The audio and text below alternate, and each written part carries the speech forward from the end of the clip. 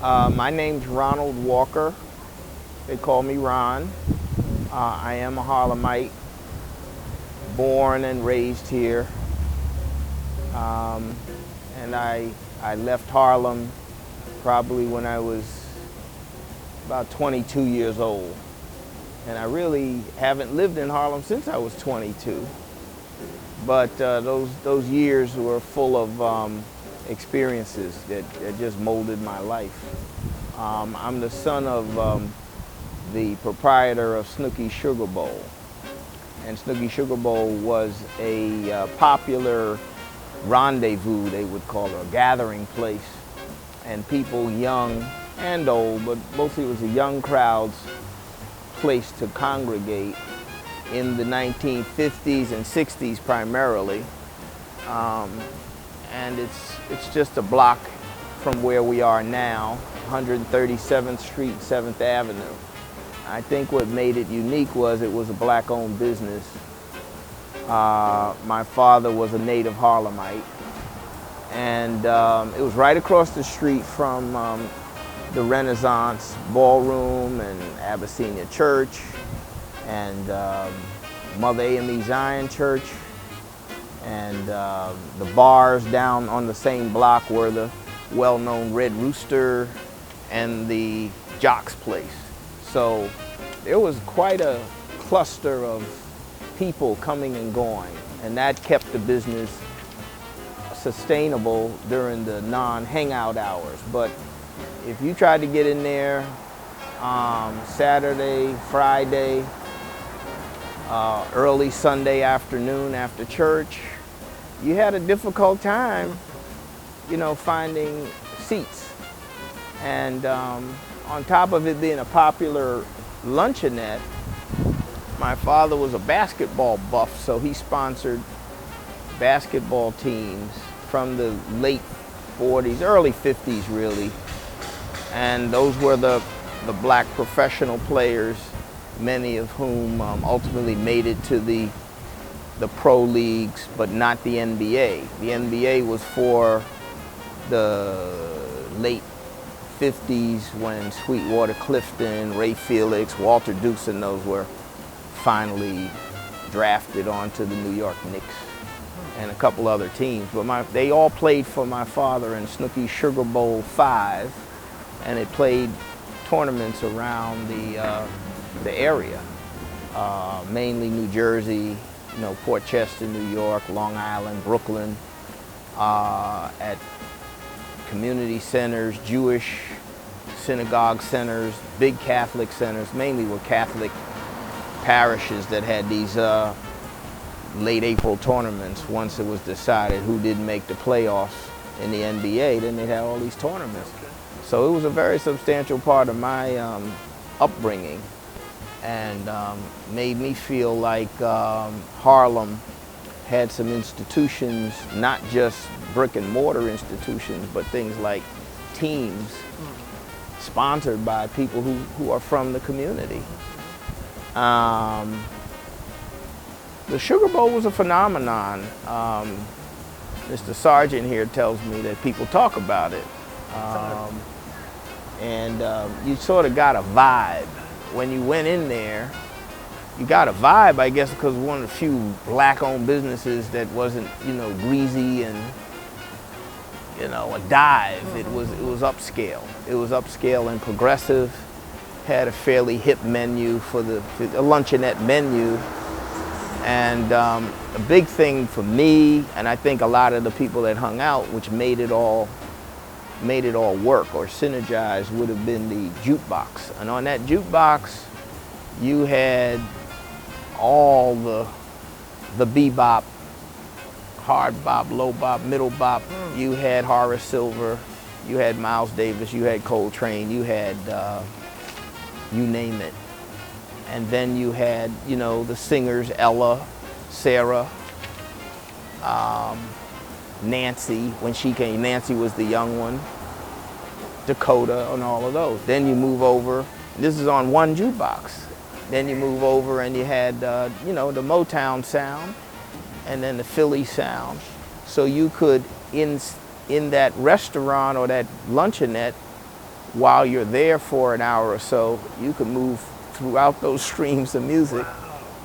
And people were talking and pretending they were intellectual. Some of these guys that thought they were, you know, astute would start those kinds of conversations. People would meet there for parties to go to. They pick up each other, or they go there to find out where the party was on the different weekends. And so the place kind of just got packed as word of mouth spread. And I can just remember I was young, I was a little young for that crowd. I probably was about 3 to 5 years behind the heyday crowd. So I always was a young, but I observed these things.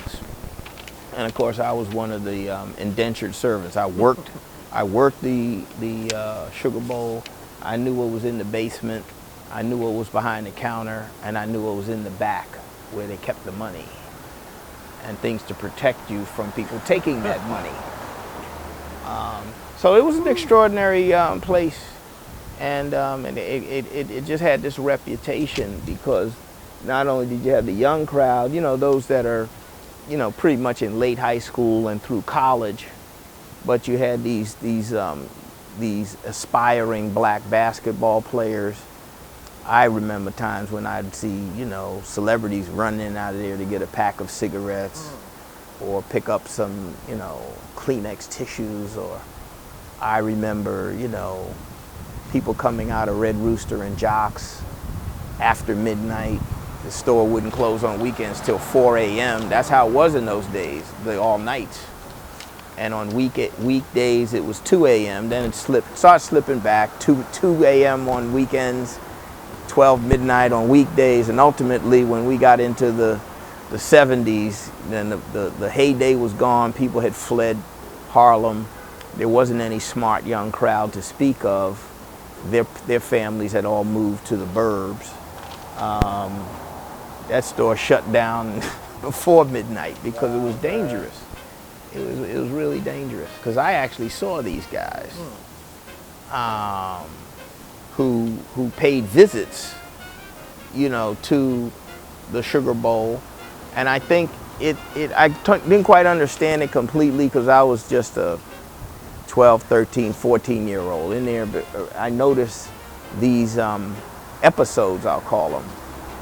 My father decided to go into the vending business and expanded from just a proprietor to Sugar Bowl. He leased a place across the street, a little store, you know, right next to the Renaissance Theater, and he called that the Chili Bowl, Snooky's Chili Bowl.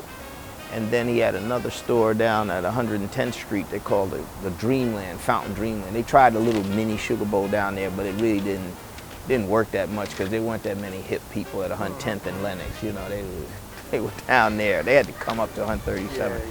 But to talk about the gangsters, the mafia, I think it really wasn't so much his ownership of the Sugar Bowl and those shops and then muscling in on him, which I think he took care of that by just having a waitress or two join their union, and they agreed, okay, you know, just have 1 or 2 young boys join the union, that's cool. So they joined the union.